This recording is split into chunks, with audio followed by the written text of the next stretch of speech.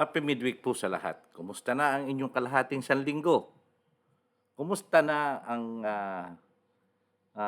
mga experiences nyo na tayo ay pinasagana ng Panginoon sa material, physical at spiritual? Ngayong gabi ay pagpapatuloy na po natin ang pagbabasa sa ikatlong aklat ng Biblia. Ito po ay ang Levitico. Nasa second chapter na tayo. Kaya bago ang lahat tayo humingi ng gabay sa ating Panginoon para ito ay basahin natin. Manalangin po tayo. Ama namin Diyos sa langit, salamat po sa inyo. Salamat po sa mga biyaya at pagpapala na inyong pinagkakalob sa amin, sa buhay at kalakasan, kagalingan, kasiglahan sa aming katawan, sa mga material na binibigay nyo sa amin, pinahihiram nyo sa amin, at sa espiritual na lagi nyong pinapaalala sa amin sa aming mga leksyon. Patawad din po sa aming mga kasalanang nagagawa. Ngayong gabi ay muli po naming babasahin ang susunod na aklat sa ikalawang kapitulo ng Levitico na sana po ito ay kami po ay inyong gabayan.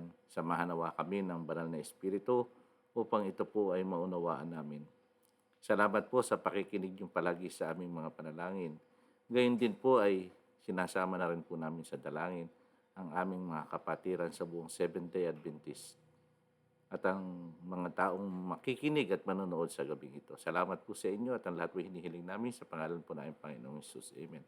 Okay, pagpatuloy na po natin ang pagbabasa sa aklat ng Levitico. Simulan na po natin. Levitico 2:1 hanggang 16. Pagka ang sino man ay maghahandog sa Panginoon ng alay na handog na harina, ay mainam na harina ang kanyang ialay at kanyang bubuhusan ng langis at lalagyan ng kamangyan.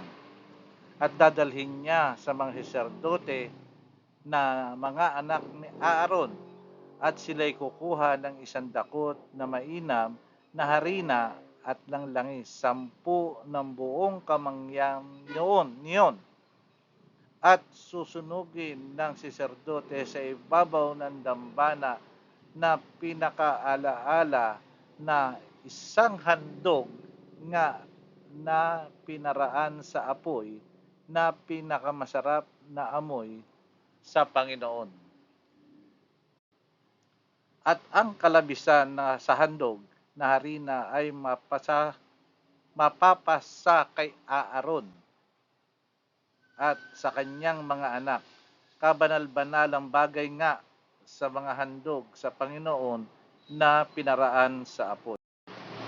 At pagka ikaw ay maghahandog ng alay na handog na harina na luto sa horno, ay mga munting tinapay na walang lebadura ang ialay mo na mainam na harina na hinaluan ng langis o mga manipis na tinapay na walang lebadura na hinaluan ng langis.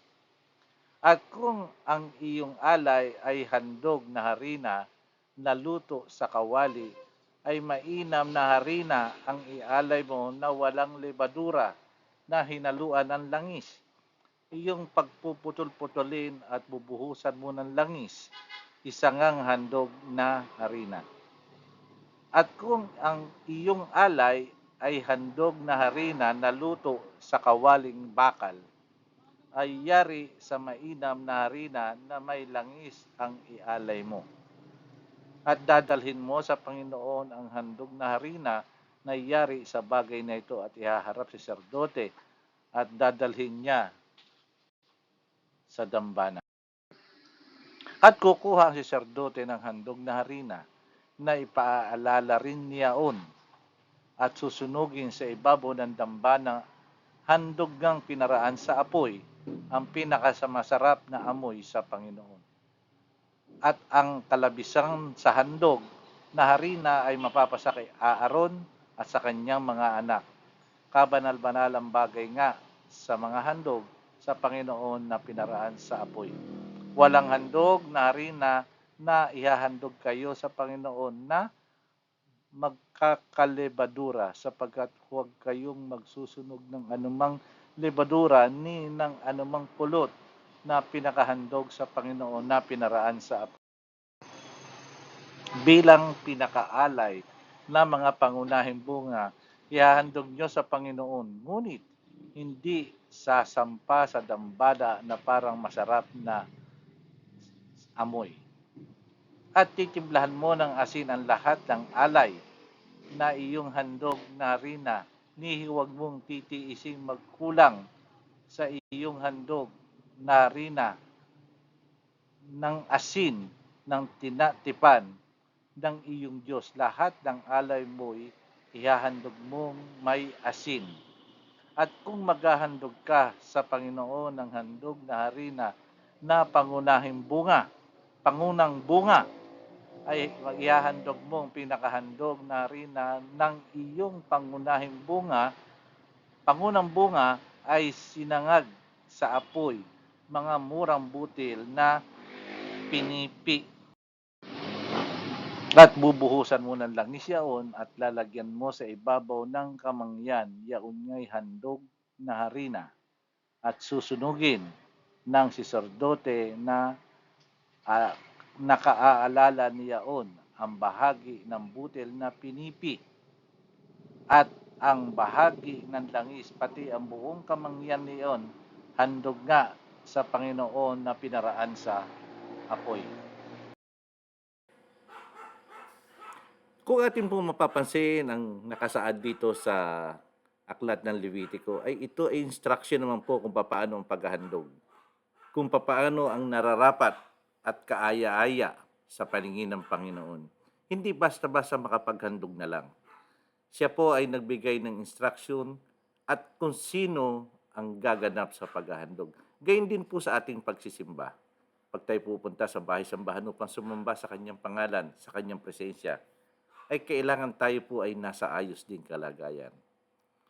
Sa pagtatapos po, tayo po muna ay manalangin. Ama namin Diyos sa langit, maraming salamat po sa mga paalala niyo sa amin, sa mga instructions niyo na dapat namin tuparin. Na kung yan po ay nangyari ng lumang tipan, kami po ay nasa bagong henerasyon na kailangan po ito ay ganapin namin upang kami maging kaaya-aya sa inyong paningin.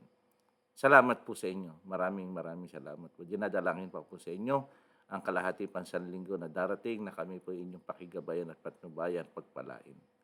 Ang lahat po hinihiling namin at pinagpapasalamat sa inyo. Kalakip ang mga kagalingan po sa aming mga karamdaman, sa pisikal, gayon din po para sa aming mga kapatiran, gayon din po sa espiritual.